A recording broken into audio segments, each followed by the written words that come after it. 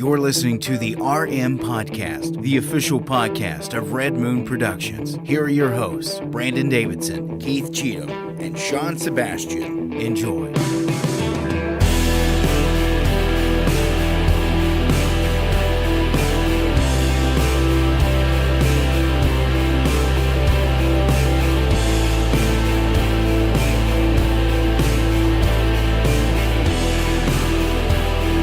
Welcome to another episode of the Red Moon Podcast.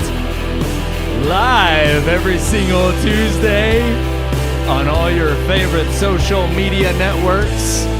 Like, share, subscribe. We appreciate all the love. You can catch the audio version downloadable on Thursdays at midnight. I am one of your hosts, Brandon Davidson, alongside our normal new host, Sean Sebastian and Keith Cheatham. And we have liftoff. A major announcement to make. Is that like a major award?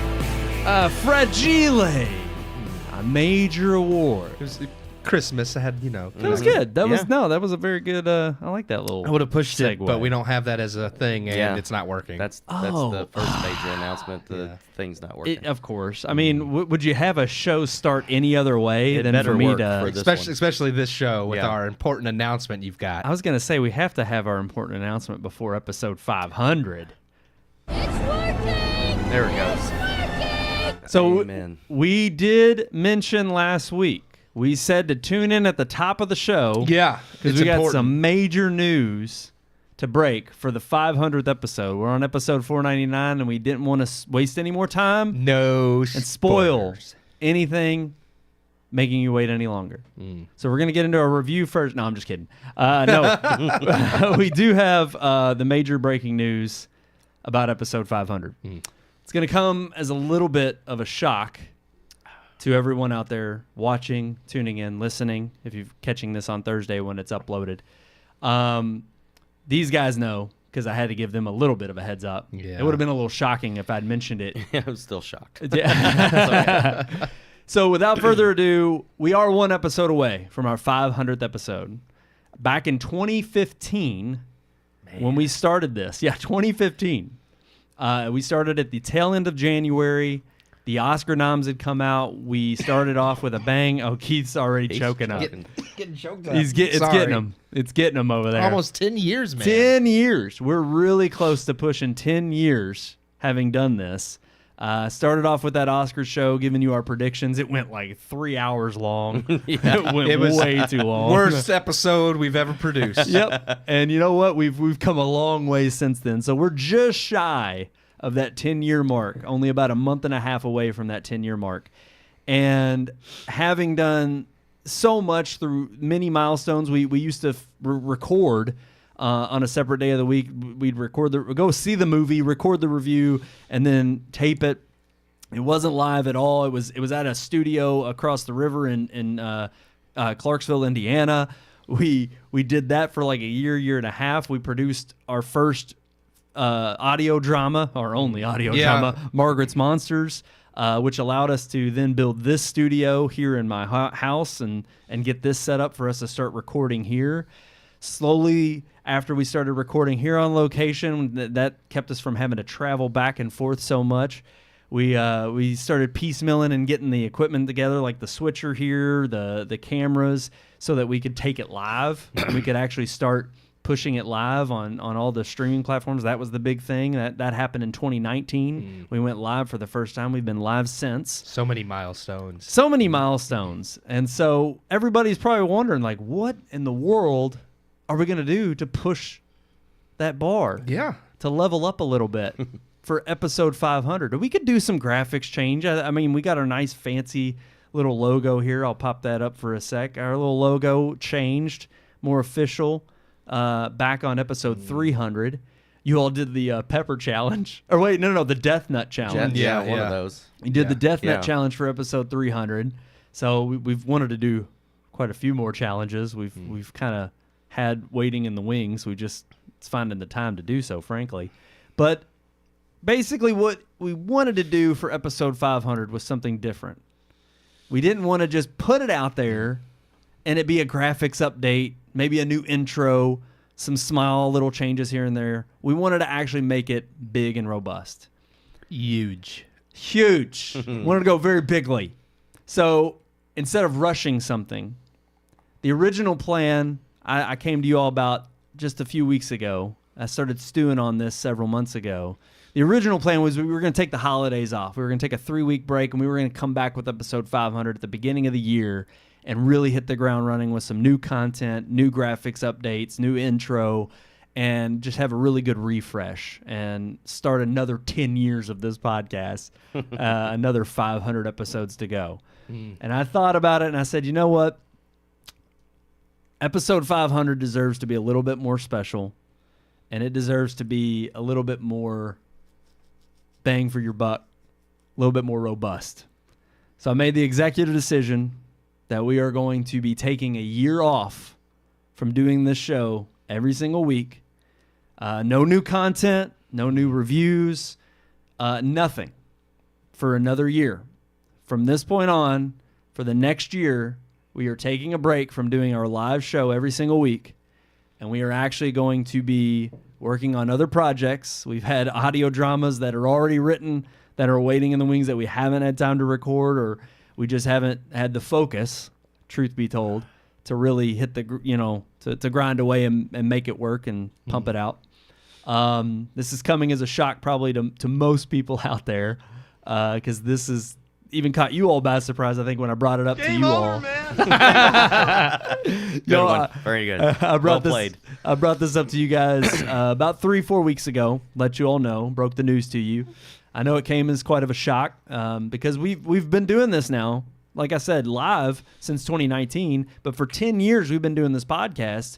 And we've been consistent. We've had a few weeks here and there, whether we're going to celebrate holidays with the family, whether we're going to the lake for the lake trip. And even then, we still either try to record something and have something up and posted. Yeah, rerun or something. Yeah. A rerun? Oh, Yeah. no doubt. I mean, we try not to miss a week. And I remember going to Keith back when we started down this road, and it was just me and Keith to begin. But, Sean, you weren't far behind. You started that very first year towards the tail end of it. You've been with us since. Yeah, I appreciate y'all letting me be a part of it. Of course. I mean, you took the reins, you joined in, and you were like, hey, do you mind if I, say my peace of mind? You would wrote us emails and were texting us, and then you came on, and you've hit the ground running since. And so for 10 years, it's been a journey. And so I thought about it, and I was like, you know what? It's one thing for us. We all have our own, we don't make any money on this show. We do it out of the love of friendship, to get together, talk about something we love every single week, which is movies. We obviously debate and talk about it vigorously. Some of even our friends and family that watch, and they're just like, y'all take it way too seriously sometimes. Yeah. Melissa, that was for you. Jacob's wife, she's always hitting us hard with like, man, y'all are just too harsh on movies. It's like, we're critics. It's what we do. But look, I mean, like I said, I just listed off a litany of milestones, and the thing is, we all have our own personal lives. We all have jobs that we all have to tend to. Sean, you've got a family that you've got to tend to, your wife and children. Keith and I hope to be in that boat someday. Hashtag one day. Hashtag one day. Aaron, shout out to you for even last year. I told Keith this. Yeah, this is your fault, Aaron. she was the one that actually she has always been a proponent of messaging us and trying to give us encouragement to say, hey, when's the next project coming? Maybe if you need to take a little bit of time away from the show, it's okay to take a little bit of a break. But she was thinking like a couple weeks or a month or so. And no, I took her seriously. It just took me a year to get there.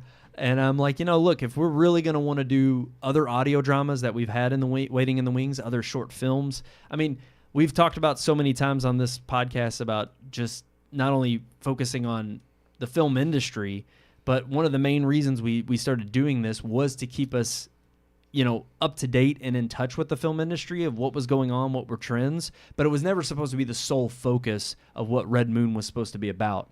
And it sort of took on a life of its own. And honestly, I'm grateful for that. I mean, it's been great getting together with you all every single week for this extended time. I mean, I really didn't think in 2015, I can't say I didn't think it would go this long. I mean, the sky was the limit when we started it. But even when we first started it, my goal was just be consistent.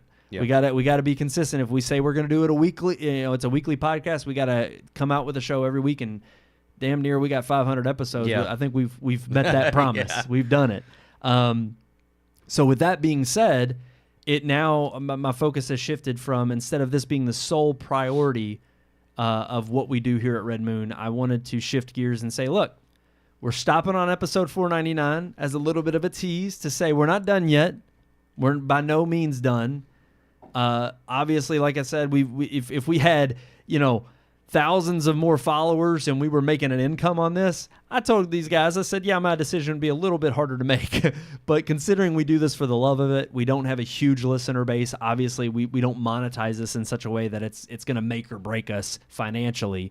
Any little bit we've made on it has gone right back into the show. And there's as you can tell, I hope you could tell, they're spared no expense. But ultimately, I think now the focus needs to be on what do we do next to prove that we're much more than just, those film critics that get on here and yap every single week about movies and what's going on in Hollywood, or even complain about it. Why don't we be part of some of that cultural change and put some of that out there in the ether? And so that's going to be our focus for 2025. And in 2026, yes, the very beginning of 2026, we are hoping to come back with you guys live with episode 500, so that we can have new projects that we have already been working on that we can announce release dates for, and then we can have a slew of new content along with the show that we can then put out there for you guys to enjoy, much more than just this live broadcast every single week. So we appreciate the love. We appreciate all just you all being there with us through thick and thin. I appreciate you guys, honestly, because it's not easy. I mean, we're both in our mid-30s, Keith. Sean, you're 40. You don't have to talk about that. We don't have to go there. But the thing is for us guys pushing close to what seemed to be just, again, a hobby and something that we wanted to get together to just as part of fun every single week, to be hitting 500 episodes, to be hitting at 10 years doing this, I really can say it's been a dream come true. I'm glad that I've got to do it with you all and share this with you all week to week. Yeah, it'll be a little interesting going from here on out, not having it on Tuesday nights. I mean, we've only shifted the day once. Back when I had a job change, it used to be we'd get together and record on, I think, Wednesdays or Thursdays, and it would release Friday. And then when we did live, we were doing it live on Thursdays. And then when I did the job change, we switched the night to Tuesdays, and we've been Tuesdays ever since. So having that one dedicated night per week, it's going to be a little hard to get used to. It's going to be a different change. But, hey, you know what? We're here. We hope to have more good things waiting in the wings for you all. Thank you all for enjoying this ride with us. And just stay tuned. That's all I can say. Stay tuned. We got one more show for you guys tonight before we come back to you on episode 500 a year from now. So we want to give you a good show tonight. Solid show. Solid. We got a movie review. Final installment of the Red Moon Podcast right here. We have just the same stuff that we've had on every other show. Yeah. That's right. That's right. And even some might say, you went to review that for your final episode? That's what I said. I was like, can we just get through one more so we can actually review something? But I don't know what else is coming out. This was the biggest. I mean, this is going to be one of the biggest. War of the Rohirrim came out this weekend. Yeah. That comes out this weekend. And then that deserves something. Was that this weekend? It comes out this. I thought Sonic Friday. came out this weekend. I think it is War of the Rohirrims this weekend. Because I know they're different weekends, like one right after the other. I got them backwards. I thought Sonic was closer to Christmas. Well, let's get it. That might be. Yeah. Let's fact check it right on our last episode here. Let's not lead our members astray. Nah, we can. We ended up going to see the big one on the block last week / this weekend, I believe. Releases December 12th. Okay, so it is this weekend. Yep. But that is Moana 2. Yeah. I don't know if we even reviewed the first one. I don't think we did. I know it came out in 2016. So we would have been doing the show. I just don't know if we. I don't think we did. It. Well, like we said last week when we talked about how big it was. The first one kind of flew under the radar at the theater. It was on Disney Plus that it really blew up and has become one of their most popular movies. Their most watched on the Disney streaming Plus. platform. And kids love it. And I like Moana 1. It's not, I think, Disney's best. Disney Plus wasn't even a thing Not when it first came out. Yeah, when it came out and we No. were doing this show when we started this. But yeah, No. yeah. But no, so we reviewed Moana 2. We'll give you our thoughts and opinions there. We got some headlines to run through, and we got a great unique weekly segment with our relationship segment. Going to be talking about some of the memories we've had on the show. Yeah. So stay tuned for all of that. Let's just get into it. Here is our review of Moana 2.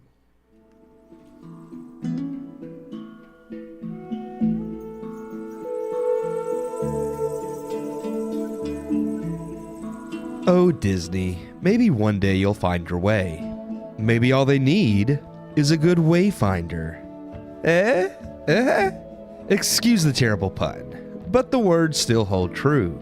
It's no secret that fans haven't been too pleased with Disney over the course of the last several years. But this year has been a boon to the company. Pixar delivered Inside Out 2, Deadpool and Wolverine knocked it out of the park from Marvel, and even their acquisition of Fox has borne fruit with Kingdom of the Planet of the Apes and Alien Romulus. While I wouldn't say Disney is back on track just yet, this year has at least shown them still capable. And their latest release from Walt Disney Animation Studios has broken the record for highest Thanksgiving opening. I speak, of course, of Moana 2. The sequel to one of Disney's most popular animated films of the last decade. Coming 8 years after the original, the story of Moana 2 is actually set just 3 years after the first, with Ali E. Carvalho returning as the voice of Moana.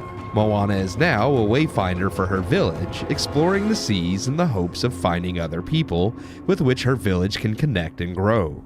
And finding a broken jar with drawings indicating another tribe, Moana returns home to show her father and people her discovery.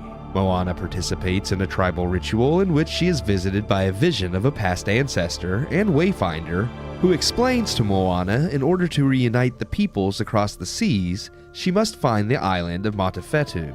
Setting out to sea on another adventure, Moana is joined not just by her pet pig and chicken, Pua and Heihei, but 3 members of her tribe, Monet, Lato, and Kele. The crew must learn to come together alongside Maui, voiced again by Dwayne Johnson, as they face off against the machinations of Nalo, a vengeful storm god who has cursed the island of Matafetu. Moana 2 is very much a lot of what we've seen from the first film in story structure and pacing. The plot beats follow the first movie almost identically, changing just enough and adding in new faces so as to be its own story. But unfortunately, the movie never climbs higher or aspires to be better than more of the same. It's not to say Moana 2 is bad. I felt it was perfectly fine. I appreciate its themes of community and bringing people together to grow and prosper.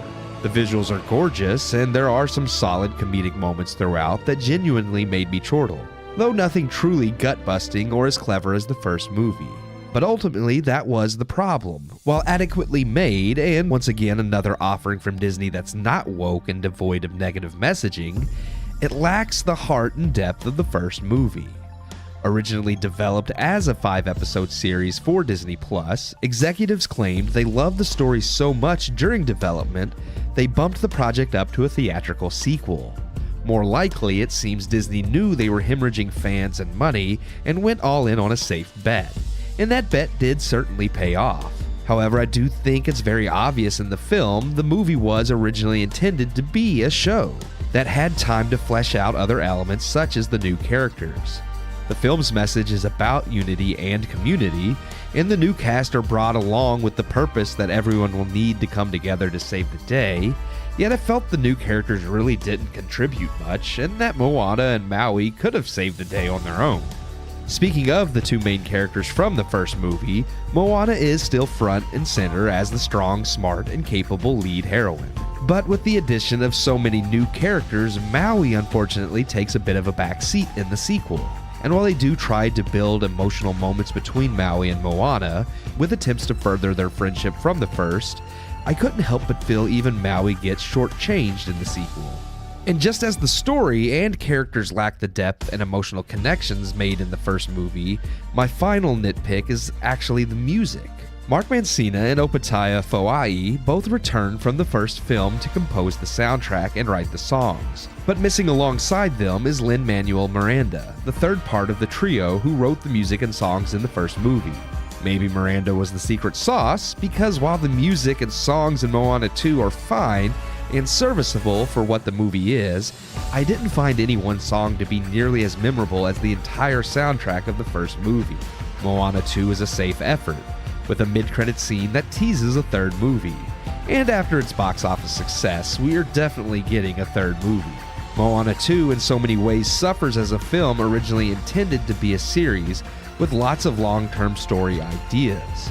For what it became, though, it is well made, has a good message, and kids will laugh and certainly have fun. And I'm sure parents looking to take their kids to see something wholesome and fun will get some enjoyment too. But Moana 2 doesn't offer anything the first didn't do better. It's another sequel that didn't need to exist. But I can say at the very least, while it may not live up to its predecessor, it doesn't crap all over the first Moana or its messages either. For a safe, sometimes fun, if not sometimes lackluster sequel, Moana 2 serves its purpose, even if it lands in the middle of the pack. Maybe the story will find its way full circle after Moana 3. I give Moana 2 2.5 out of 4 stars. 2.5 out of 4 stars for Moana 2. It's a little lackluster. Well, we're kind of ending on a mediocre film here. A lot more of the Mediocre same, sequel. but not any better. Actually, worse done. Like I say, I just felt like it was a lot of what we already saw from the first, but nothing better. Agreed. Was my biggest walk away from it.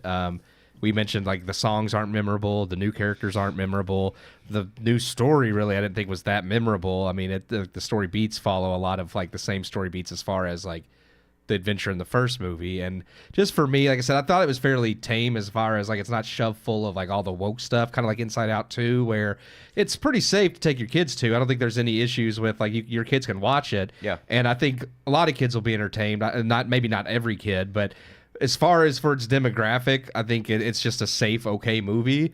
And I mean, I don't hate it for that, but at the same time, it just doesn't live up to Disney's best or the first Moana, in my opinion. Yeah. Sean, what about you? What did you feel? I settled on 2. That's where I'm at. Again, Fair. that's Yeah. I think my biggest gripe, and I agree with Keith, is the music. That's one of the things that the first movie did so well. There are so many songs from the movie that people constantly quote and sing, and you hear kids singing the songs. I don't think there's a single song in this movie that people are going to remember, and you're going to hear kids singing and laughing, and that's just what I was even saying while the review was going. Like, you quote one of the songs, and you had never even seen the first movie. I watched So the it's like- first movie this past Friday. Yeah, but you've been quoting that for years, Yeah. and so it's kind of like you heard somebody else say that, You're or sing welcome. it, or you listened to it on Apple Music or something. They've and it's like, referenced You're Welcome on WWE. Oh, So it's yeah. like that's how huge Yeah. it is. Everybody So knows the it. music is the biggest part of the film, I feel like, and it doesn't exist in this movie. Yep. The songs they don't match the tone of the tribal feel and all of that. As like you talked about how some of them they threw in too were a much little rap. more hip hop kind of, Yeah. and I'm like, okay, whatever, but that doesn't match at all what we saw in the first movie. But I think the second gripe that I would say was, not only did Maui take a back seat in this movie and of course have to be saved by Moana, her father takes a back seat in this movie. And that was the one that hurt me the worst, because her father was this strong tribal leader in the first film who's wanting her to grow up to be the woman who can take his place someday, but he's still there and he's still the chief. And he's completely kind of like she Joe Biden'd him. Like she literally he's like the chief, but he doesn't do anything. Yeah. She and she no longer has to ask permission to leave and go all these places. I'm like, she's still your daughter and you're still the chief. But she's the wayfinder now. I know, I That's get it. it. But I just felt like, man, number one, you made the demigod the one who has to be rescued by the human in this one, and of course, she's the girl boss, so she's going to do that. But then you put dad on the back burner also, and that I felt like that just didn't sit well with me. I thought the first one was so good because the dad was strong and wanted what's best, and even though he was kind of hiding some things from her and from the other islanders, it was for their good. And then he realizes at the end maybe branching out is in our best interest, and my daughter helped me see that. But that doesn't put the parent on the back seat and make them no longer relevant. And I think that's what they did with this movie. And then I did think, and they didn't do it, but I thought that they were going to go. I thought she was going to be having some kind of a relationship with the engineer, the boat builder chick, that they had to put I didn't this. get that. I know they didn't, Yeah. but at the beginning, I'm like, okay, you got this pretty masculine kind of I thought she was boat gonna go building for girl, the other guy, yeah, and then the whole time. then you have the younger guy, but I was just kind of like, I don't know. Well, There's but a little it too is- much girl boss in it. Well, I was for gonna me. say, and that kind of just goes along with. I mean, I settled on 2 as well. I was gonna be more generous, and I after I watched it immediately, I was like, okay, I'm 2.5. Yeah. But then the more I thought about it, I was like, I'd rather watch the first one again. Yeah, This yeah. one Yeah. I think can be completely forgotten. Yeah, that's fair. You don't really have to revisit it, so I settled on 2. However, I think if you're just a casual fan and you enjoy it, Yeah. I don't think you're gonna be disappointed Kids will by like it. It's safe. Yeah. It's But a good family movie. I thought it was better than Frozen 2 as far as some of their sequels have come, but I mean that's not saying a lot either. Like Right. it's Yeah. I would edge it out in the sense that this was just more milquetoast, whereas Frozen 2 I think had too many actual bad moments. In this one, yeah, I like I said, I love like the message that is on the surface of the movie where they keep talking about like we need to like the sense of community and reaching other people and coming together because that's how people grow. And they keep saying that on the surface level of the movie, but then the whole story doesn't support any of that. Like Yeah. she still does everything on her own. She still Yes. it's like she takes this group of people, these 3 other people with her, Yep. along the way, and they make this whole deal out. Okay, this one's like a builder, scientist, engineer, whatever. This one's a farmer. This one does like the tapestry and can read like the choreography stuff. And and he has one important moment where he actually uses that skill with the coconuts, and that's it. The one lady has, I guess, a few moments of repairing the boat or what, but they're all nonsense. The farmer dude doesn't really do much of anything. No, he didn't. And I'm just like, other than the very end where they all come together, but even that, I'm like, you're not coming together to accomplish. Well, and I think anything. part of this Yeah. harkens back to the problem, and you were talking about this a little bit while the review was going on, that this seems to have morphed out of what was supposed to be a series Yeah. of whether it be shorts or even just a small little season. This was of supposed to be a Moana. 5-episode series, is what they said. And to me, you can tell that not only in the writing, but I was going to say this is another problem I have with, look, if you take the first Moana and even what it focuses on, whether you know Pacific Islander, mythology or whatnot, easily, I mean, this is my problem with any kind of subject matter that you haven't tapped into culturally on a wide scale. I mean, most everybody knows about Greek myth. Yeah. There's several stories there, but you've at least heard of certain mythological gods that you could tell a story Yeah. about, and you could at least have a decent jumping off point. Whereas this one, it's not that they couldn't have gone that route, but when you're using a movie that you could throw anything in there and just tell me it's part of Pacific Islander and a lot of people culture, wouldn't know. and I would have no clue. And so part of what is going to make it more interesting for me is going to be that you build that myth within the story that you're telling, and you take a little bit of time to create it, as opposed to just, again, oh, here's this new enemy that we, big baddie that we got to go fight, Yeah. Yep. and then MacGuffin that we got to find now that is going to help serve our purpose of growing the community. It seemed a little too formulaic, a little too on the nose for, again, I could harp on the fact that it's got Home Alone 2 syndrome in terms of it being a 1-for-1, but I just watched Home Alone 2 and it has way much more charm and also more tongue-in-cheek Yeah. of nods back to the first one of saying like, hey, something I didn't I loved it as a kid because it was more of the same. You could easily have picked it apart back then for being too much of the same, but now I find it endearing because I'm like, And I no, think the it humor knew. lands still. So it's Yes. like, it may be more of the Yes. same, but it's still funny. So that's okay to me. And to me, I would have almost erred on the 2.5, maybe even 3-star, had the same thing happened here with, say, the songs. But like you all If said, it had great songs, I would, Exactly.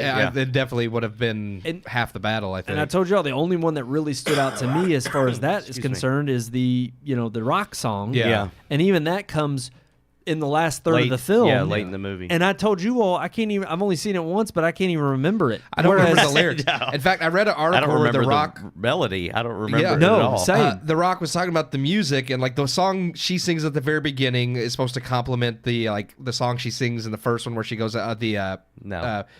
How Far I'll Go. Yeah. And I Yes. did, when I first heard it, I was like, okay, I can see this song is supposed to follow up How Far I Go. It was very milquetoast, but I did get that from the song in the beginning when I watched it. Right. But then, like, The Rock went on to say that his song was supposed to be complimentary to You're Welcome. And I was like, now that I didn't get No. at all. It does not, like, the first song in this film barely compliments How Far I'll Go. His song, I didn't feel like complimented anything from the first one. But And I funny was just enough, like, nah. even though he's wrong on that point, I think that was a better thing. I just think that the little hip hop that he does in his song, one, it comes after like 2 or 3 other songs in the movie that do the exact same thing. Yes. They add like hip hop verses. So I'm like, okay, that doesn't make his any more unique. And ultimately, it just, while I didn't mind the visuals, the visuals were great in terms of set pieces and the action. And there were even some moments of like her interacting with the tribe and even some of the, you know, I don't want to spoil too much in terms of story if people. Well, I was going to haven't seen ask it. if we because that was actually one gripe I have, but I don't really know how to get into it without spoiling. All right, well, you've been notified. A little- You've I been mean, notified. It's the last show, dude. Spoil Yeah. everything. Yeah, I don't care. Yeah. So again, there's a mid-credit scene which shows Nalo, like the god that they're like. He's not shown throughout the movie, but he's shown Yeah. in the mid-credit scene with talking to the woman who helps Moana halfway through. I forget her name too. And they even have the crab come back from the first one as like, oh, here's these people conspiring. Jermaine again. Clement. Yeah, they're conspiring to go after Moana. So it's like, okay, that's obviously setting up a third movie, which they'll get because it's made buku money. Yeah.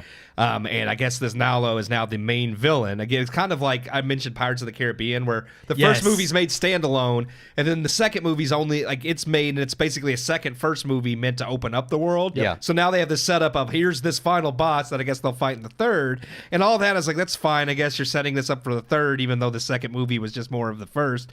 But what really bugged me is towards the end when she, quote unquote, okay, spoiler alert, dies. Yeah. And then she becomes a demigod. demigod. Yeah. And again, I know Maui didn't start out as a demigod either. He was human and became demigod. So I know they're kind of like, because he even mentions it. It's like, oh, you know, I didn't used to be a demigod. He says that before that happens to her. It's like, I get all that. That's fine. They're trying to pat it out. It's like, why can't she be a demigod? But I feel like that completely tarnishes her from the first movie. And I can see them And maybe Maui's story. Yeah, because I can see them maybe one. It's like, well, now they both have to be demigods to fight this actual god. It's like, I can kind of get that. But to me, it's more impressive that they accomplished what they did together. Him learning humility and regaining his humanity as a demigod, and Right. her being just a plain human that was able to tame stand up Yeah, to- she was able yeah. to tame the demigod. It's like they say in this movie, it's like you grabbed Maui by the ear and said, it's like, yeah. And now she's a demigod, so like her grabbing someone by the ear as just a plain human's not that impressive. It's like she's not good enough as Well, just a normal it's- human. She has it's to be a the demigod now. The problem of, I feel like, without having a real foundation of what your world building is, Yeah. you don't have any roots necessarily, so you're kind of making it up as you go along. And just like you said, it really does have that reminiscent nature of what Dead Man's Chest and At World's End was. I mean, those two movies are more complementary because they wanted to build on the world that they built Yeah. in, you know, Black Pearl or Curse of the Black Pearl. Yeah. Yeah. But at the end of the day, I just there's not enough content there to Dead Man's motivate Chest me. was still a good movie. Well, true. and again, you still had a lot more going for it in other factors Yeah. than just that. And even I would definitely say they kind of flopped in terms of At World's End. It's like it's cohesive, but it kind of has Metal little Gear. bit of a mess, It yeah, has that- Metal Gear Solid 2 syndrome where you've got to play it over and over, and you got to watch that over and over before you're like, oh, okay, now I understand Yeah. the Yeah. story here and the plot. Yeah, there's plenty of ways to do the same thing over and over again, but do it well. Like Yes. even earlier, we were sitting in your living room talking about how I'm playing through Uncharted again, and I'm like, there's a video game. It's the same freaking story every time. Artifacts got to be found. Somebody gets It's kidnapped. They freaking got to go Indiana save Jones. it. It's. Yeah. I was gonna say Yeah. Indiana Jones next is in film world. It's the same story every time. Indiana Jones has got to go. He's got to Yeah. go get this archaeological artifact or whatever, and the The world Nazis is are going to doomed stop if him, he- yeah, trying to stop exactly. him. And it's like, but every one of those films is great. Yeah. And every one of the Or at least the Uncharted games original is three. great. Yeah. Yes, true. but yeah, there's a good way or a creative way to take the same story, the rinse and repeat kind of thing, but still make it interesting and fun. Yes. And I just don't feel like this movie was able to do that. There's Not so to many mention others that a can. lot of those movies as well were built off of kind of knowing that less is more. Yeah. That it really, again, the artifact in and of itself, yeah, barring Kingdom of the Crystal Skull. Yes. And Well, even and the last one. and even the last Dial of Dysentery. Dial of Dysentery. But it was taking an artifact that you kind of already had a shred of an inkling about, and then expanding on it in terms of the lore and the supernatural element of it that made it interesting. But again, it's an adventure film. Yeah. They weren't diving in deep in terms of having all these layers, and that was the kind of film it was. They set that out from the beginning. Yeah. This one had the chance to do that, but then, like you said, it's like they're doing a bait and switch halfway through. They're changing it up and creating lore to go along with whatever story they want to tell next, without having a foundation set in stone. And also, another problem I have with this film is they kind of did the same thing with Maui taking a back seat, but it also kind of decimating, like the way he's introduced in this film, you're thinking, oh, he's back up to his antics again. He hasn't grown or learned anything. Right. And you realize, oh, he's doing No. it really out of saving her or trying to save her to keep her from coming on this journey because he really thinks her life's in danger. And then you meet this other woman who, lo and behold, you think, oh, she's the villain of the movie. No. Oh, she's not. She's really just trying to help. Exactly. Yeah. And so, again, when that part's introduced and you realize, okay, she's not the baddie, I'm like, this is the same exact thing we got in the first movie. And that was- and that's where I'm just like, yeah, it would have been better as a 5-episode series. I didn't like her reveal. Like, I'm okay with her not really being a bad guy, but that reveal halfway through, and then with everybody in capture and her just letting, it's like it came too easy. Yes. It's like here's this moment where they got to figure out how to overcome this, and they don't have to do anything because she's just like, oh no, I'm going to let you go because I really did this to help you. And I was like, well, and that's I also a lame hated cop it. out.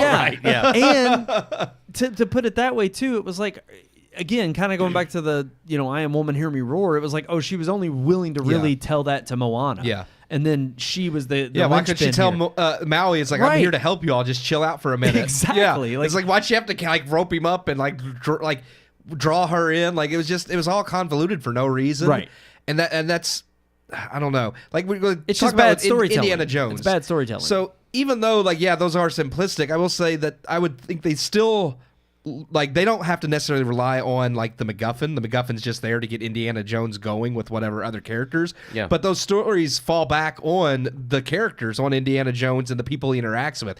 They're fun to watch because you get to see his interactions with other people, how he's going to cleverly or whatever get out of his situation, whether it's through like him being a badass and fighting his way out, or him just actually being clever enough to solve whatever riddle or puzzle. Yeah. And that's what makes those movies great, is the depths may not be necessarily in the plot points or the story beats, but it's in the characterizations themselves.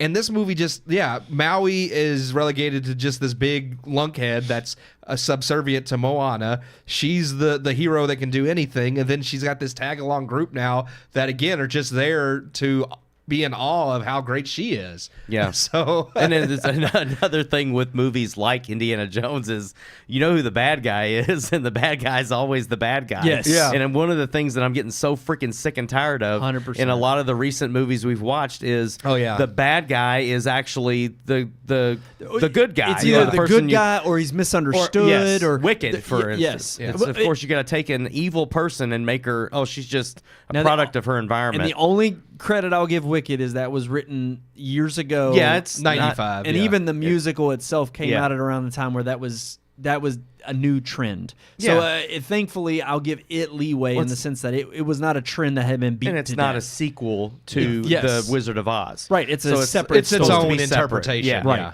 But yeah, overall, 2.5 out of 4 I don't think is a bad score for Moana. I definitely agree. It's more milquetoast. I think you'll enjoy it if you got may have kids. been nicer I just to saw it just Nathan, because it Nathan was safe. commented the same exact thing. Let bad guys just be bad Yes. again. Yeah, that's Well, that's and again, God, it's you eating me kind of up. you save yourself more of the convoluted nature of having to make this another plot point that you've got to explain away. It takes away a layer of wasted time in the film that you could be better spent on expanding the lore of what we are actually after here.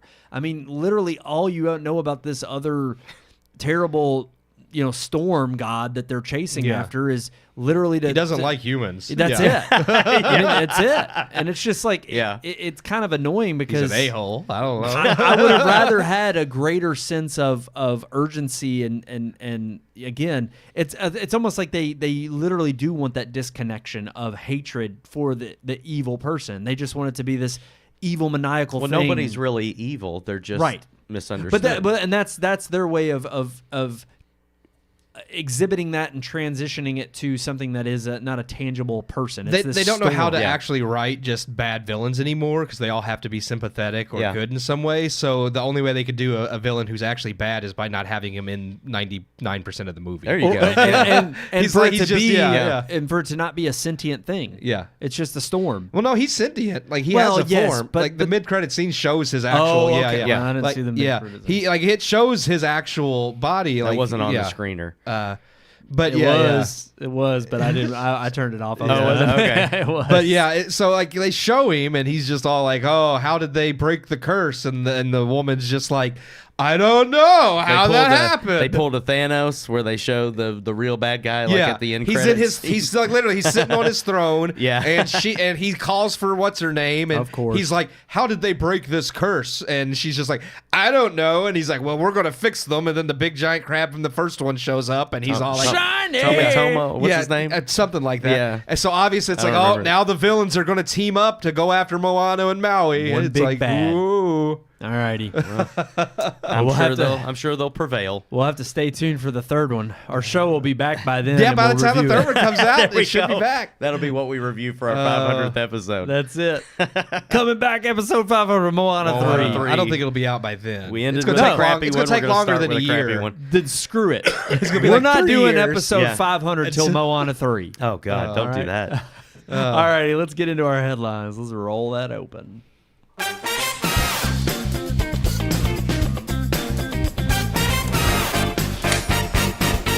That's right. I want to share that breaking news with everybody at the top here of headlines, just so in case you're tuning in now and you didn't hear at the top of the show, you I can don't always know why you would be doing that, but rewatch go it. ahead. You can always rewind it, rewatch it later. Yeah. But yes, we are taking a break from our live podcast every single week. We are taking a break for a year. We will not be back until man. It's game over.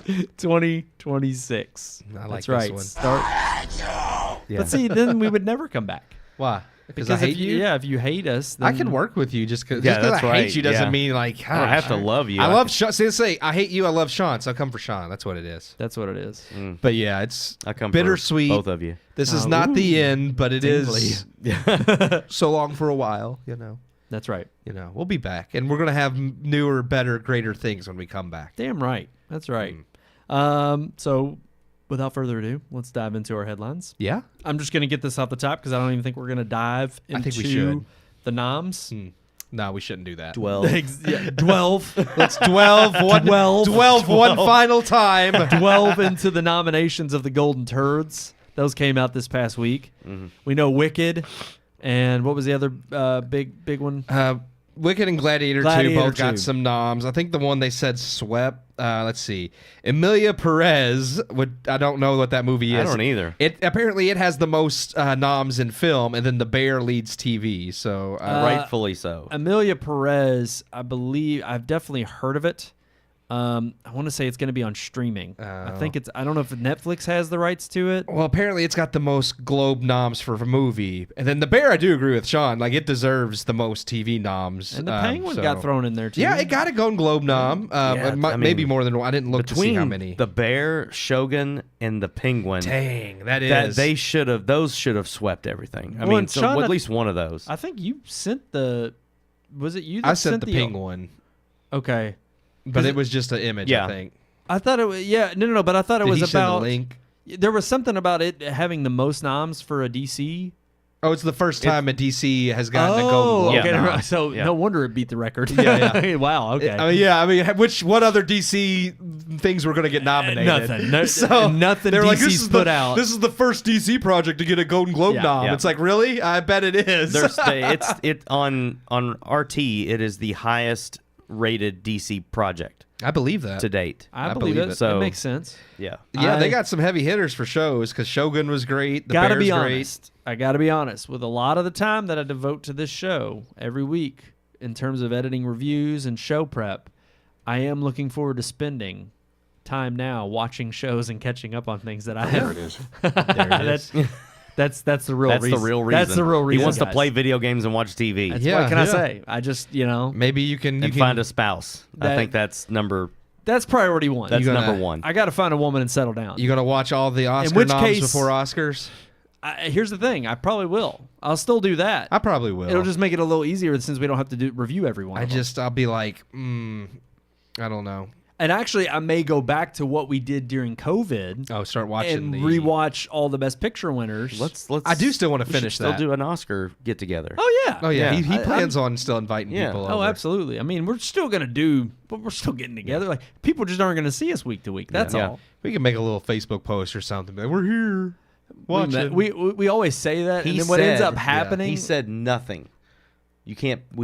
Well, it's do not anything. podcast. That's right. It's just saying we're still alive, folks. We're I still alive. may be willing to do like a Facebook Live on somebody's phone, just saying, "Hey, we're I think here." we should do a Facebook Live after every movie we see. We could maybe do that. We'll discuss things. The only reason I say we may do that is because I have a feeling what's going to happen. you don't want to get in the habit of it and then stop. Exactly. Yeah, yeah. We're going to say we're going to do it, and we'll do it like 2 or 3 times, and then we'll walk out and be like, I don't want to do that right And then now. it'll be like this pointless thing that we started for no We reason. spent 30 minutes in the parking lot talking like I know. every single time. So why could we not just record some of that? Because we'll be sitting out there talking, and it'll be freaking cold, and be like, I got to go. I'll I'm record. freezing. I'm gonna remember. I'm gonna record every. It don't one. matter how freaking cold it is. I'm still gonna stand out there and talk.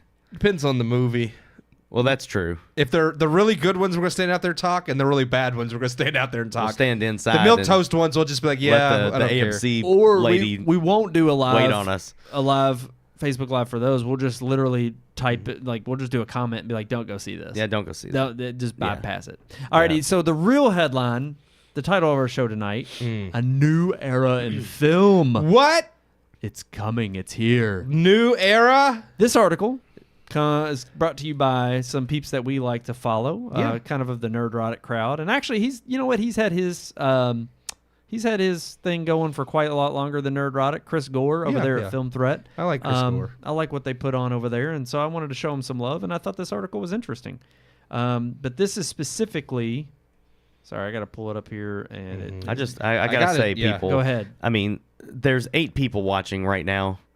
That I can see.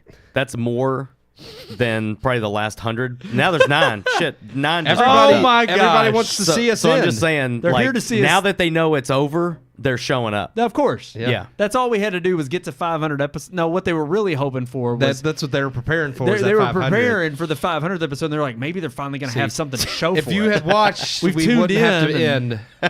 They were like, maybe episode 500 will be a movie. And it's like, nah, we're holding off on that. I do have the article up myself. Yeah. Go ahead, yeah. Is there something specific or just from the top? I kind of want to read it from the top, if you don't Okay. mind. Yeah. So the movie industry is powering towards a new era fueled by technological advancements and shifting stances in emerging cinematic markets. From exotic film locations springing up in newly developed desert resorts to blending virtual and real-world experiences in theaters, movies are on the cusp of a fascinating new era. The tourism and entertainment sector in the Middle East has experienced significant growth, so it's unsurprising that it has become one of the world's most sought-after travel destinations. The United Arab Emirates and Saudi Arabia are pioneers of the surge. Their efforts to open up multiple income streams have led them to pour billions of dollars into creating high-end resorts. These destinations are not only attracting a wave of tourists, but become tourist destination. Not only attracting a wave of tourists to become tourist destinations, but are slowly garnering attention from filmmakers. The Saudis' futuristic Neom resort blends technological and nature in a way that's straight out of sci-fi movies, making it an ideal spot for a movie set. The UAE is also turning heads with its expensive Wynn Resorts project, which would make for a jaw-dropping movie setting when it's completed. The resort will house the first ever land-based casino in the UAE, paving the way for several forms of gambling, and it could make an appearance in a major movie. Some of the best online casinos in UAE have generated massive interest in gaming in the region, and film producers could capitalize on this by creating movies around the subject. Yeah, I want to keep going. I didn't know if you want to go kind of point by point or read the whole thing. We can break there just to kind of talk about how. So yeah, I mean, there's three major topics that they're talking about in this article, and one of the major ones is, of course, now seeing, we've already seen movies moving out of Hollywood because it's so expensive to produce and make in Hollywood Georgia itself. and Toronto being two of the biggest. And now, even overseas, Dubai is huge. Yeah, there's so many films Dubai, made in Dubai. Yeah, Dubai's a big one. I would say in the UAE, the Saudi Arabia, that's what they're talking about. Yeah, they're talking about that now, and that doesn't actually surprise me at all because the UAE and Saudi both have been dipping their toes into a lot of entertainment aspects, not just film. Golf, boxing. Yeah, I would say golf, boxing, wrestling. They're huge on wrestling. Even looking into NFL teams, which I have mixed. Yeah, well, I have mixed feelings.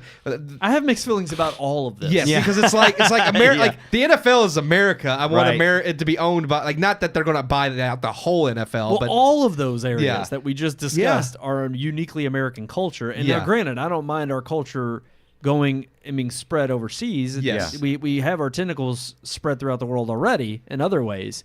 But it's the influence that comes back in terms of, like, in a nice way to put it, I think of Bollywood, and I think when we reviewed Triple R, one of our highest, fantastic, rated shows ever, because so many people from that area are just happy to get the word out. They're happy to have a spotlight on what it is that they love already.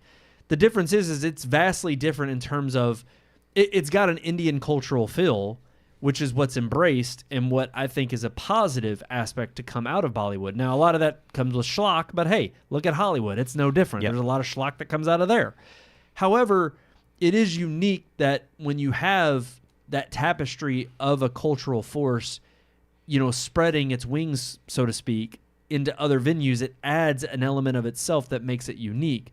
When you have other cultures, I guess appropriating is the right word here, but in such a way that it can have its own influence and manipulate it to such a degree. We don't know yet. The verdict is out. I mean, more so, is it like, okay, they're adopting these things because they've naturally just come to enjoy it? Or is it like, the gambling aspect of it, where it's like, oh, this is just another way to make a buku amounts of money. Now, as far as far as what I've interacted with that I could say in experience with some of the things that are going to the Middle East, like UFC boxing and wrestling, I watch, and those are very popular over there. And as far as doing matches over there and doing things over there for them and gaining that money, I'm fine with. I don't like WWE when they went up for sale, and luckily an American company bought them, but a Saudi company was wanted to. That's what makes me uncomfortable. It's it's fine that they like our entertainment, they like our stuff, and if we go over there and we can gain more money by putting on those shows and doing that and build good relationships that way, but I'm just not comfortable with the idea that they own these American-built companies. Yeah, I'm more worried about American dollars being spent here in America and not overseas somewhere. Yeah. And so, if they're paying us, if they're paying, UFC to have a big championship fight over there, that's one thing, but if everybody's paying somebody overseas to see UFC, then that's when I got a problem. Because that's American dollars that need to be spent here in America. 100. And the same goes for in terms of the production costs. I mean, it's I'm fine with things being set overseas and being filmed on location, especially if it's got the incentive of it being a cheaper set to make those movies. But if it's somehow incentivized by, but in conjunction with, and I mean, this is just a small aside, and I mean, it's a little nitpick that I don't mind, because I actually think it's somewhat tasteful to a degree that, some people may say I'm blaspheming against wrestling. But it's notable that when they do wrestling shows over there, all the women are fully dressed in terms of not showing any more skin. Full jumpsuits from the neck down. Right. They show no other skin. I mean, they don't have to cover their heads? No. Okay. No, they can have, but they just stick everything. Literally, they have turtlenecks, and then it goes all the way down. Yeah. I mean, and even though it's skin tight, it's the least provocative. Now, again, to a certain part of me there is that's like, hey, okay, that's you know, a hint of class and a hint of, you know, some modesty that's coming back into the Right. culture that they would no doubt be influencing. But like you said, would that be something where if they had bought WWE instead of it being bought out by Man, you mean we can't watch our half-naked ladies wrestling? but that Yeah. I'm just saying, how far do the tentacles go Yeah. in terms of their influence and in terms of what they would demand? I mean, I think about it in terms of horse racing. It's like they already have the largest pot above even the Kentucky Derby. Yeah. However, the Kentucky Derby is the part that has the history. Just because you have the biggest purse doesn't necessarily mean you have the history behind it. Yeah. And that's where I'm just like, you know, the moment you start having money enter into the conversation, everybody's eyes light up. But if it starts to peddle certain kinds of influence that take away from, you know, a real sense of, again, that cultural influence that's baked into a lot of these institutions, that's when I have to start calling it into question. But that's just one of the ways in which a new era in film is already taking over. And Keith, do you want to continue that read? Yeah. This is about investment streaming Streaming services and how it's booming. Streaming platforms have taken a firm grip on the movie industry, completely revamping how people watch movies, and they've shown no signs of slowing down anytime soon. Platforms such as Netflix and Disney Plus have given people a more convenient way to watch movies that don't involve leaving the comfort of their homes to visit a theater. These cinematic moments were once only enjoyed in picture houses, but they've now found new homes in our living rooms and on mobile devices, reaching a global audience at the click of a button. Streaming services now focus on diversifying their offerings to increase viewership and loyal audiences. Their libraries feature a range of contents that celebrate underrepresented groups, LGBTQIA plus characters, Spanish-speaking productions, and more. Original content has also become a key factor in setting these platforms apart. The major players are investing heavily to offer unique shows to their audiences. Their investments aren't necessarily to compete with each other. They're more interested in keeping their fan bases satisfied. And on note of that, because I know we hear there's no love lost in terms of what we discuss here on the show and our bane of those types of categories, whether it's LGBTQI, I just plus characters. I was like, what? Whatever. Or whether it's some other very minute, you know, group of people. Yeah. But the thing is, hey, live by the sword, die by the sword. And the way I see it is, one thing that I do think is of note there and what they're trying to underscore is the fact that with the streaming service, you have hyper focused, priorities when it comes to certain content. And that can either be a good thing because, hey, you've got a lot of people in that community that really want to support it. Not just like the LGBT community, but even Christian faith-based films. I mean, I think about it in that regard as far as, you know, whether it is an Angel Studios that can put out their movies and have the ability to have people fund it with their dollars by subscribing to that. Daily Wire, by putting out they have the most successful documentary in 10 years that was put out in theaters because of what they've been able to do with their groundswell of support. So the money will go towards where the people's interest is. And I think that streaming services and the offerings that they provide for, you know, the free market has invariably affected what kind of movies we put out there or what we're seeing at effect in terms of the industry and the movement that it's having because of the effect on major big Hollywood studios creating milquetoast things that they're like, you've already seen the whole woke industry kind of shift and start to slowly fade away. Playing it a little bit more safe now because they realize it's not selling. Yeah. It's not helping their bottom dollar. No, I agree. Like, I know that they specifically mentioned the LGBTQ and Spanish speaking, but in a general sense of being able to diversify content so that there's something for everybody on a streaming service, I don't necessarily disagree with that. It's like, like you're trying to make money, you're trying to get subscribers. Look at like Netflix has seen a boon with South Korean content such as Squid Games. Anime has grown very huge in America, partially thanks to streaming services who now made it easier to watch.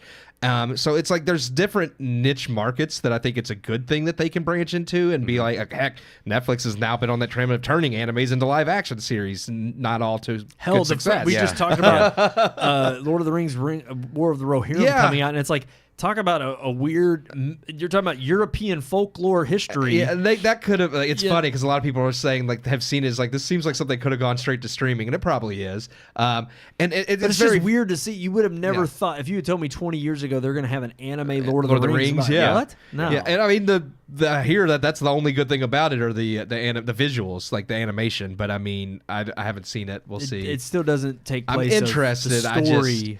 That's where I hear it fails is the story, and I just Rings of Pooh, man. Yeah. But I do think in that sense, having diversity is good because again, you're trying to build money, you're a business. Now when, like you said, you get myopic and they start focusing on select groups that aren't a huge percentage of sales, but because they're doing it because the culture is telling them. And look, going back to the LGBTQ agenda, it's like how many gay romance movies or even gay how many bros can exist and that's just the thing. one because it failed. Right.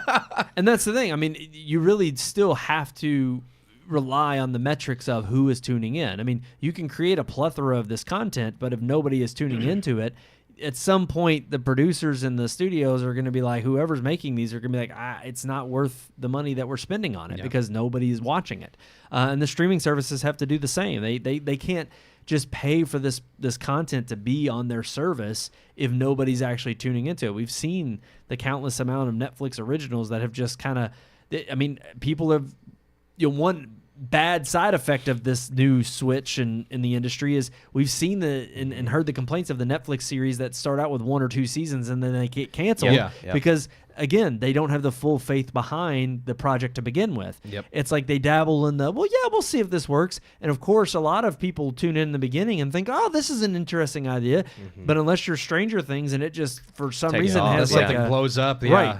You're just going to end up with, oh no, it's getting canceled after 2 seasons. Yep. Sean, did you want to add anything there on? No, I would services? just say along with the like what you just mentioned with the kind of the plethora of content, I feel like it's a double-edged sword. You've got all the streaming services and all the content, and it's kind of like you said, Netflix might have something that runs for 1 or 2 seasons and then gets cut, and people are upset about it. And I think that's like, okay, if it's a show that's doing well and fans approve and are continuously coming back and watching the whole thing because their metrics are skewed anyway. If you watch 30 seconds of something, they say you watch the whole thing. Like it's really skewed how they count their views and all that stuff. Disney's the same way. But I think the streaming services and someone like Netflix has opened the door for the people who would have never gotten a chance to have their content put out anywhere. So the fact that Netflix is willing to take the chance on some of these things, and like you said, let's see how it goes, for those people that's great. But then again, that barrier to entry is so much content that people might watch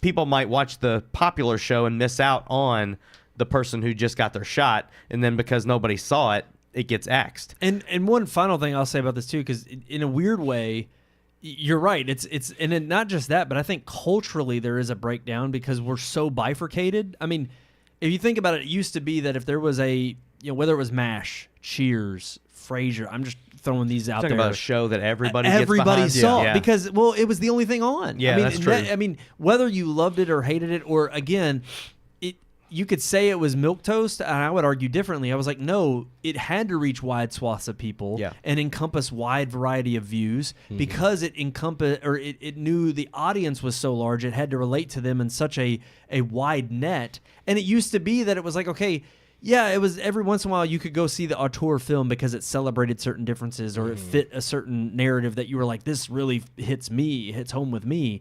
And those were fine, few and far between, but not every single project, not every single show, every single movie. And I think when you get so minutely focused on those little details, you alienate wide swaths of people, and you then run into that problem where everybody is in their own little box, and it's like, oh man, have you seen this show? It's really good. And actually, I know maybe even it's harmless because you know me as a friend, and you're like, I know you'd really like this. well, yeah, but there's a litany of 50 Yeah, other yeah. shows. Yeah, that and- you've already started. Whereas it Yeah. used to be that, hey, if this is on at 8 p.m. Yeah. on major network, Yeah. everybody's sitting down, everybody's watching it, and it used to be the water cooler talk the next day. It was like Yeah. everybody was tuning in and talking about, oh my gosh, could you believe that twist that you saw Yeah. on Lost? That was insane. That was it. I mean, it was just... My wife and I were just talking about Survivor the other night. Yeah. Yeah. Because you can watch those on streaming. Yeah. But we were talking about how, like, when that show first came out, we used to have Survivor parties Yeah. at Yes. church. Yes. And our church youth groups and stuff families would get together at somebody's house to watch Survivor. And that was when reality TV was Yeah. kind of on the cusp. Yeah. And there wasn't a ton of reality TV. Well, and even but now then, there's so much. It was one show, Yeah. but Yeah. you had all these flavors of personalities Yeah, that you true. could pick your little box that you're like, well, I'm lining up with this guy, so Yeah. I'm cheering for him, or oh, I'm lining up with this guy because I like what he did here. And it was like even then you kind of captured both worlds. You Yeah. you got this wide net to capture everybody in it, and then you sectioned off. Yeah. And it was the same with even dramas or comedies. It was Yeah. like you had characters who fit a certain The personality. Lost was another big one, like you just Yeah. mentioned. Yeah. It was like you had people that you could I was a John identify Locke. with. I was a John Locke guy. Oh yeah, John Locke was my great. favorite character. I loved Sawyer. We Sawyer was named great. our son after Sawyer. Yeah, from I mean, Lost. But that's so. the thing. You had characters that you could personalize with, and you could identify with, and Yep. so it made it easier to be like, oh, I can talk about it in this way because you had something you liked about it, but everybody had something they liked about it. And I think that was one thing that we're kind of missing from just this, like, one, content overload with streaming, and also really just, being sectioned off and hyper-polarized these days. But anyways, let's continue with the last point they want to make, which is kind of interesting. I didn't really think of this as being a new era in film. Yeah, final form, film scores and soundtracks take center stage.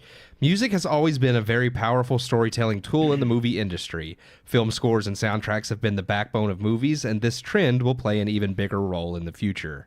Film scores are original pieces composed just for a specific movie. They are often meant to capture the essence of characters, themes, or the overall story. These film scores are carefully designed to match the pace and feel of the movie, adding emotional layers that improve the viewer's experience. Soundtracks use pre-existing songs that filmmakers place in scenes to invoke certain familiar emotions or highlight specific themes. The songs always add context to the narrative of the movie, allowing viewers to connect to a specific mood or setting in the story. Over the years, film scores and soundtracks have been crucial facets of the movie industry, and it is hard to see that changing in the near future. Music directors work closely with their counterparts in the movie scene to decide where each film score or soundtrack fits best in the movie. Songwriters are also in the mix, with all three parties focused on choosing specific moments of the movie that align with the director's vision and improve the overall story. I think this is interesting for me because as having a brother who learned piano growing up, and one of my greatest regrets was not learning an instrument when I was growing up, but it got him into classical music, which is very odd in terms of not very many people have that as their forte.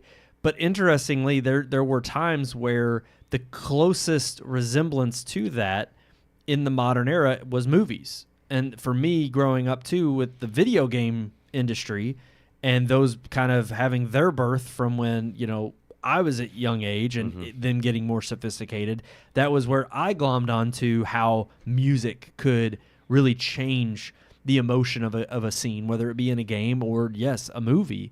And it's funny because I think, with John Williams having such a recognizable name in pop culture and just across the board in general for having done Steven Spielberg's movies, but also for really being one of the modern day composers that brings in elements from not only classical composers, but to bring in an element of something that it's funny because it's like you wouldn't really think of old school composers having a breath of new life, but it's like every generation is going to have a composer, I think, that adds on to that, music that's been around for years, whether it is the music industry in terms of pop or punk or hip hop or whatever genre you want to fit it into, or literally just going back to what it is with just musical instruments in a classical setting.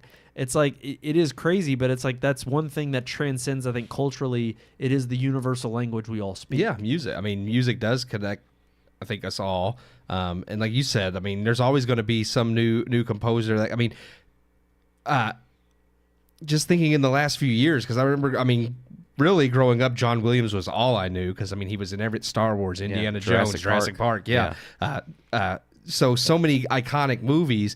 But then as I get older, I mean, I get to, we learned Hans Zimmer, Harry Gregson Williams. Michael Giacchino. Michael Giacchino. And it's like there are great composers out there for film.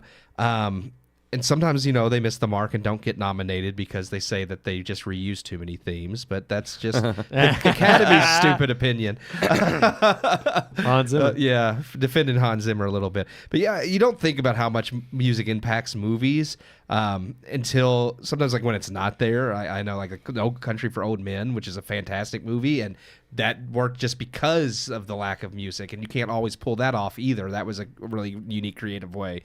But I know so many times watching anything, Lord of the Rings, anything that just gets me hyped up in a moment. Howard Shore.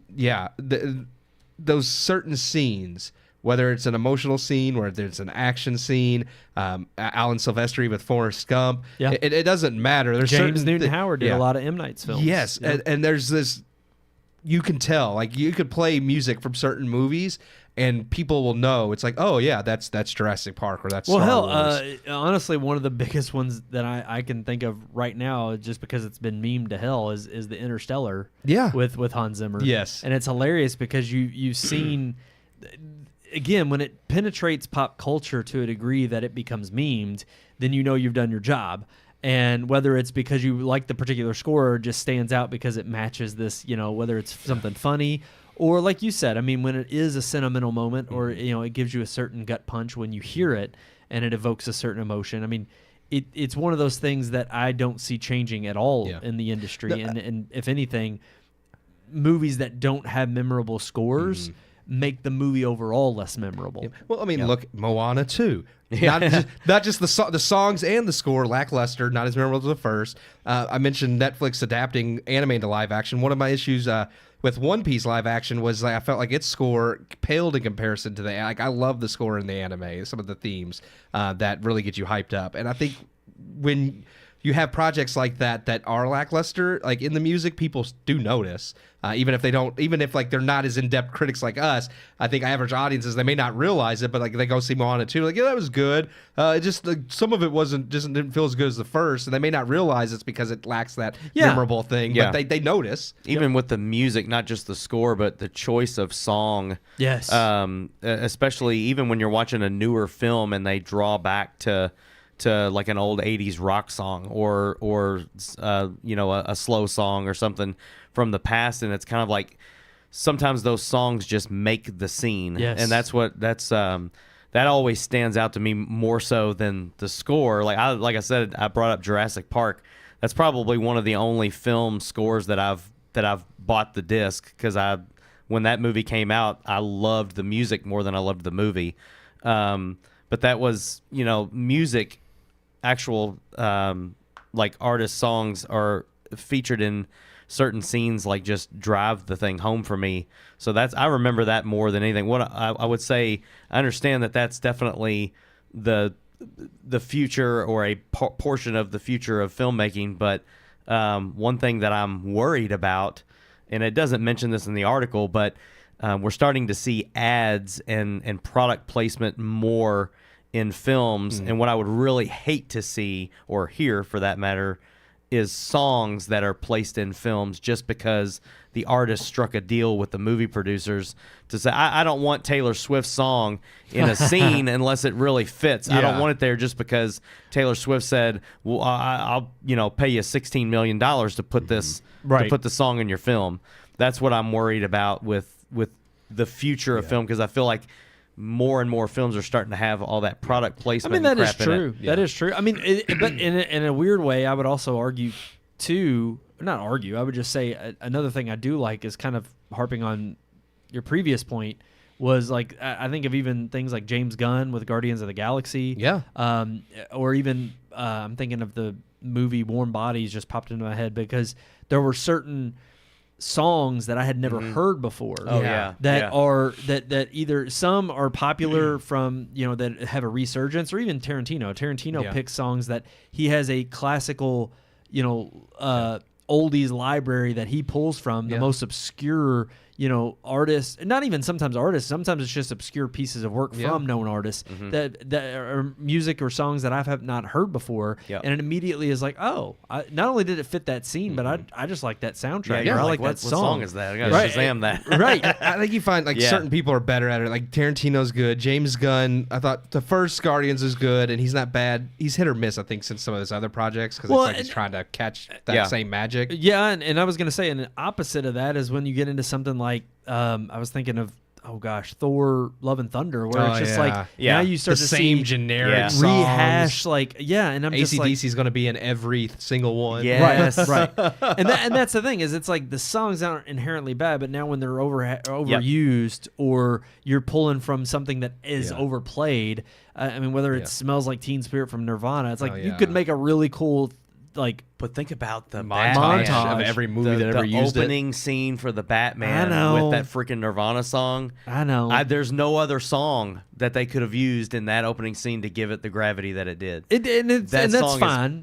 But it is an overplayed song. It is, but that one was that. It's like, don't put that in any other movie. Just leave it for that movie. Yeah, only. if you could do something unique with it, I don't mind as much. But then when you do something like where Iron Man uses Thunderstruck, and then everybody's like, we got to put Thunderstruck in every action scene. And even going back to that, it's like I wouldn't knock them for using that Nirvana song. It's just there are times where it's not that it's bad, but the ones that I find memorable are when they'll pick an artist or something I've never heard, and it'll just immediately afterward I'm like, I got to find out what that song is because Stranger Things season 4, that one song. Oh gosh, I'm not just, but it's running up that hill, just skyrocketed. It works great in the show. Like I know you haven't seen it, but like I loved it in the show the way it's used. And then granted, it did get overplayed after the fact, but when they used it in season 4, I was like, oh, that's not a song I'm really familiar with. Exactly. I've heard of the artist before, but I thought it was used well, and I like when they do something and I love like that there are people who did know her and they knew that song from back then and they loved it, and then they saw its resurgence and they're happy for the artist, and then there's a new group, like a new fan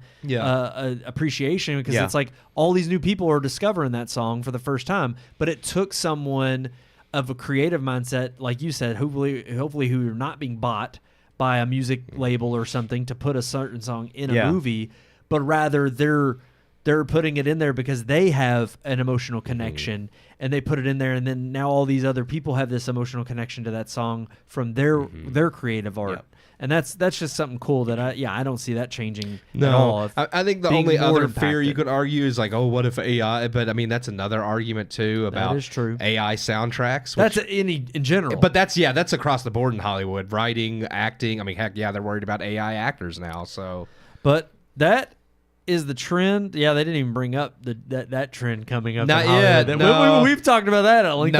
We beat that horse to death. That deserves a year break. Yeah, I didn't want to get into it. I just want to mention that's the only other fear I could see is what if soundtracks start getting written as by we're AI? all still skeptical and hesitant about what AI is going to do to every industry. It's just shaking up everything. And we still don't know. That the jury's still out on that as to how it's going to affect everything. Well, are we ready for the we're ready for our relationship segment. The last relationship segment for a year. Let's roll that open. Let me tell you about the birds and the bees and the flowers and the trees and the moon up above and a thing called love.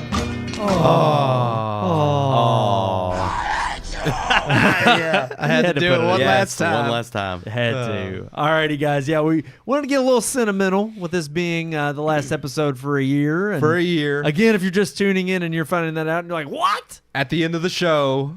That's it. Yeah. We're done for a year. We're not coming back till 2026. We'll be working on some stuff behind the scenes, but no live shows for a year, taking a break. So I wanted to get a little sentimental and talk about our favorite memory of the podcast over the years. Man, there's some of our favorite memories of being I mean, here definitely week in and week the out. Peanut Challenge and the Reaper. In fact, I wish, Yeah. having done the Reaper already and the Peanut Challenge being even worse than the Reaper, I do wish we had done the full pepper. I felt like we copped out a little bit Yeah. because we chickened. Yep. Yeah. But Y'all that's don't even okay. eat the seeds. You know what? I mean, I chewed everything. Yeah, the seeds were in there. We just Yeah, didn't we got some swallow. seeds. Oh, But okay. yeah, I still grow them. Clip that, put it on for We just 500. didn't swallow. Yeah, we did. We swallowed. But Excuse me.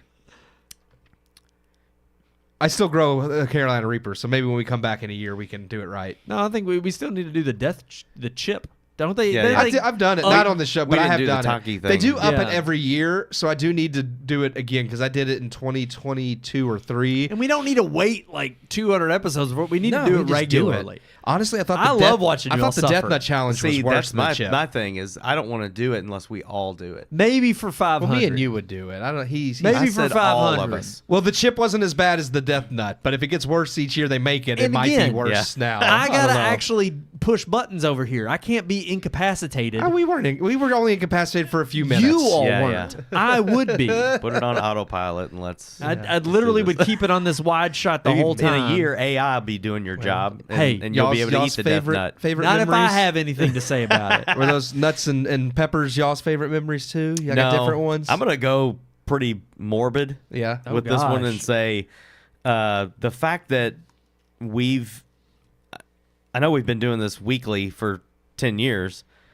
The fact that like we've all suffered losses in family and things like that and been here the same freaking week and shared that, like, I know that's like something you shouldn't look forward to. Obviously, I don't look forward to any more of it.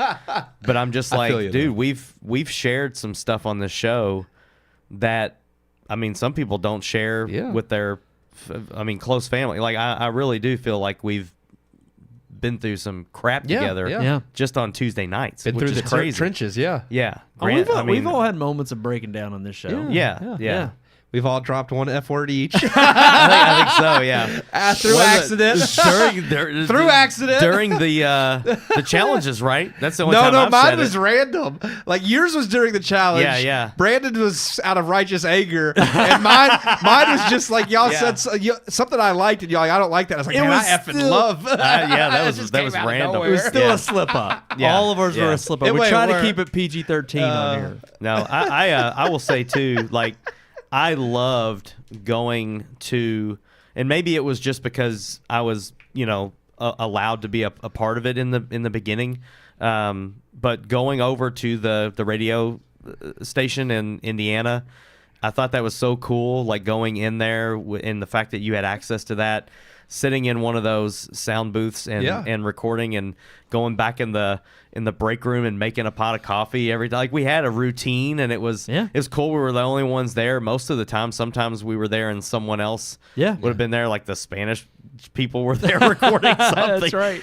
And I thought that was so cool. It's cool being here. But I like our studio. But yeah, I remember that.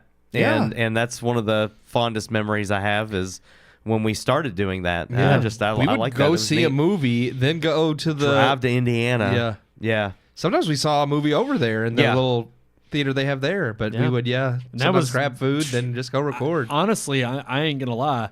It's hard for me to remember or grasp the days before AMC stubs. Yeah. because we that Spent was a back lot of when we money, were spending yeah. money on every Yeah. ticket. I'm just like, man, I can't.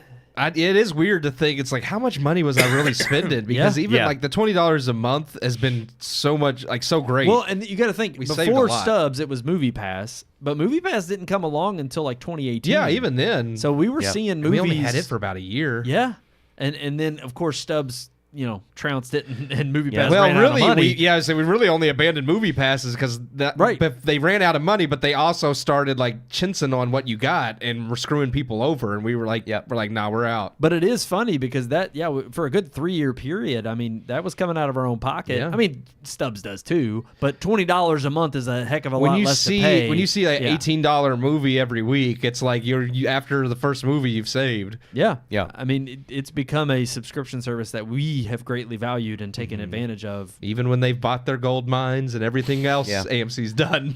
Yeah, maybe in a year we'll actually go see a movie at AMC theaters and we'll be like, oh my gosh, guys, they've remodeled. They actually keep it clean. Well, I don't plan on Not getting in a rid of year. the subscription yet. I do plan on still using it throughout the year. Well, yeah. So, Yeah. But I mean, and we can come back with a positive attitude of, oh, things have changed, but some things don't change. Well, they That's did. right. AMC Yeah. said they were going to invest more money in their theaters. I doubt Louisville's one of them, but we can hope. we can Maybe only we'll hope. get some reclining Yeah. seats in the IMAX. That would be amazing. Going live for the first time. That Yes. was pretty sweet. Yeah, I loved that. I was gonna say, I mean, to me, it's weird, not one particular memory, but it was kind of like all the milestones I mentioned at the top of the show. Going over there to Indiana every single week and just starting out. I mean, it was funny because even when we first started recording, it was in this tiny little audio booth, and it was like a little recorder that I just plugged 2 microphones into.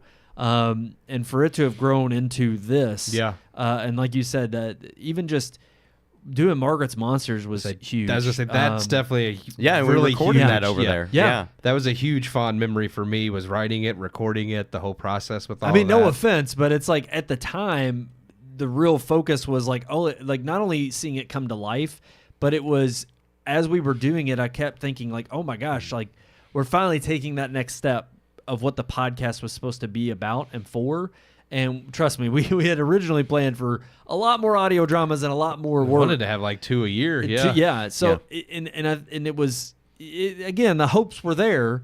Just life's gotten in the way, but it is interesting because like even doing Margaret's Monsters, seeing it come to fruition, and each week those episodes coming out, and then transitioning from, I mean, having me and my dad. During that time of working on that, we were working on this table and building this table to be It's a nice the table. set. It is. It's fantastic. It's held up. Great. But building it specifically for the studio, and I remember, again, it was kind of piecemealed, but all of that was going on so that we could move over here from the studio in Indiana to doing it here on, at the house, so that it wouldn't be such of a travel, a hassle to travel back and forth every week. And then while Margaret's Monsters is going on and we're releasing those episodes, this was slowly being put together. And I remember sending you all that photo the first time that we got all the equipment in here. We got the TV up with the logo and then the, panels. And it was just like, we're just like, oh my gosh, like that looks so legit. And I couldn't wait. And at that time, we were still 2 years away from putting it on air, quote unquote. That was the goal. But it was like, even just having it set up to look the way it did was just part of the aesthetic, and building in that, like, again, having something that we wanted to come and partake in every single week and make it feel comfortable, and being able to, I mean, from us sitting out on my back porch just smoking to now going over to Brian's every single week. I mean, Brian being included in this, and the way it's all evolved. It's just been crazy how, like, again, it's been 10 years of it evolving and morphing, and It's a decade of our life, man. it organically growing. Yeah, I mean, it is. It's crazy. A decade has gone by, and it really does not seem It doesn't even feel like like it. 2015 was that long When I ago. think of like everything throughout my life over those past 10 years, it's like right, I mean, it's crazy yes, because it's like yes. I've switched jobs since then. Same. More than once actually, because I left. I was in the restaurant industry when we started. Then I went to like the National Assemblers thing for a little bit before I got the job I have now, which is great and has allowed for more stability to do this. But I remember just how hectic being in the restaurant industry and trying to balance this too and do this like every week. Oh, sacrifice, man. We've all made sacrifices, but I remember you it was hectic for you at that time. Yeah. And just, I mean, all those memories, like I still wouldn't trade it. Like I love, like, as far, like, I would do it all over again as far as the podcast is concerned. Would I do the restaurant industry thing all over again? Maybe not. But like, I don't have any regrets when it comes to doing this weekly. Oh, same. Yeah. And again, along with, I mean, again, I'm thankful for you all putting forth the time and the effort and the sacrifices you all have made for doing this every single week and it becoming part of your routine, because it let alone, it's hard enough when you do have life changes and new responsibilities come and go. And this has been one of those responsibilities. Beyond grateful for you all making it a priority. Yeah. And so it's not beyond me to not only recognize that, but like you said, 2015 does feel like a long time ago. It is.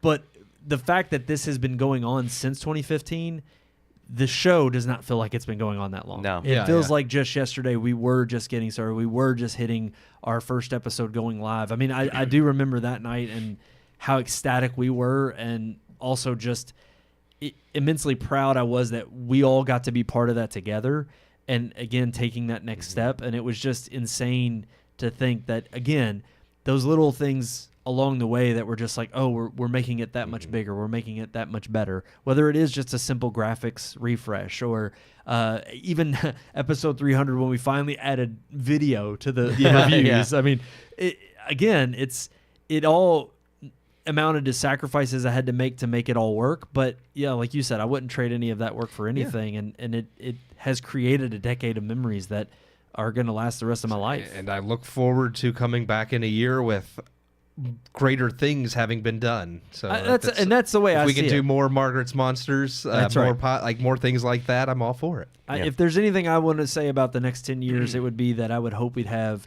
new memories and new things that we could build upon, that we would say that was worth it for us to take that break and for us to create something new for the future ahead. And that's how I want to leave this. Yeah. So I will say, I told my oldest son yeah, that we weren't doing the podcast for a while, and he cried. And I was just like, dude, you don't even listen to it. You're not allowed to listen to it. And he was like, no, I'm crying because that's another night of the week that I'm not going to have the TV. And so he Dang, literally man. had You took tears the in his eyes TV because from he him. looks forward to me not being there Tuesday night so that he can like, have the "My dad's not basement home." TV. Yeah. that's so Yeah. great. Sorry, Sawyer. Yeah, Sawyer's Took upset. that away from you, bud. Yeah, it hit me in the feels because I was just like, dang, even my son like recognizes Like how big of a thing what it of a is. commitment this has been for me. Yeah. And all of that, and looks, I'm just like, you don't even listen to it. And that's when he's just like, no, it's like, I'm not gonna get the PlayStation and the TV in the basement. Like, Hey, I I was just love like, oh, I kids. see That's where right. see where your priorities are. That's right. They yeah, let you. That is. They wear their heart on their sleeve. They let you know. Yep.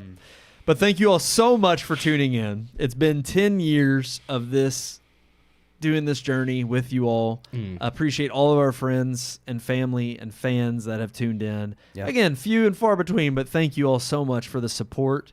We appreciate all the love. Again, like, share, subscribe. We're not going anywhere. There's all of our past episodes are still up online. We're still going to have the audio version hosted. The website, I'm going to let you know ahead of time, it's probably going to come down around June sometime, not only for some rebuild, but I'll still own the domain. I just, one, it badly needs a refresh, and two, Wix, you're terrible. y'all need a lot of work under the hood. So I'm just going to go with probably a new developer and work on that privately. And so we probably won't have a website presence, but YouTube, Facebook, Rumble, all of our social media will stay active. Probably, yeah, we're going to have few posts here and there. I'm not going to say or guarantee exactly what's in store just yet. I don't want to make any promises. What about that email? Well, we're getting there. We're getting there. Because, again, one thing that we did with Margaret that I want to maintain, that we've also done and proven with this show for the last 10 years, is we learned this a long time ago with Red Moon, was not making promises we couldn't keep. Far too many projects that went unfinished in the past, and even some that never saw the light of day, some that did see the light of day and they shouldn't have, or they might not have been, they could have been greater finessed. And so for me, one thing we did with Margaret's Monsters was we set a deadline, we got it written, we got it done and edited, and it released on time. And I want to make sure that if we come back, we're going to come back stronger than ever, not only with new shows and new content, but with a greater propensity to offer our audience something that they can say, oh, wow, that was not only worth the break, but I'm looking to see what you have in store next. So we don't want to make promises we can't keep. We're going to probably be pretty radio silent for the most part, except for our real close friends and family who may know what we're working on. But for in saying all of that, thank you all so much for the love and support throughout these 10 years. It's been incredible. Again, revisit all of our old content, our old reviews, all up online. We appreciate it. And now I will say, like, share, subscribe on all of our social media right there at the bottom of your screen. Red Moon Book on Facebook, Red Moon Tweet on X, Red Moon Pics on Instagram, and of course, search for Red Moon Productions on both YouTube and Rumble.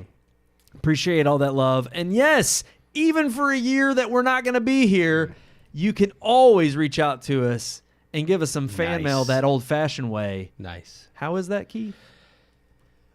RMPodcast at redmoonproductions.com.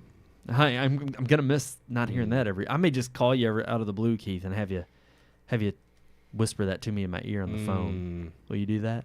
I might. Ooh. I might whisper. Ooh. Maybe we'll just put up a recording of that every once in a while. Every week, just that recording. RMPodcast. I can't do it. You got to do it. RMPodcast at redmoonproductions.com. Woo. One last time. That was it. Yes. Beautiful. Alrighty, guys. Thank you all so much. And until next time, we'll see you in a year. I'm one of your hosts, Brandon Davidson, alongside our normal new host, Sean Sebastian. and Keith Cheatham.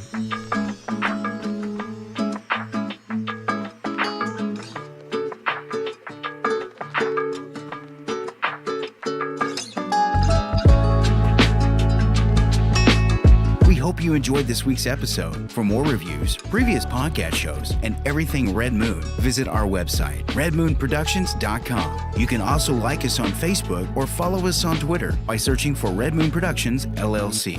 We'll see you at the movies.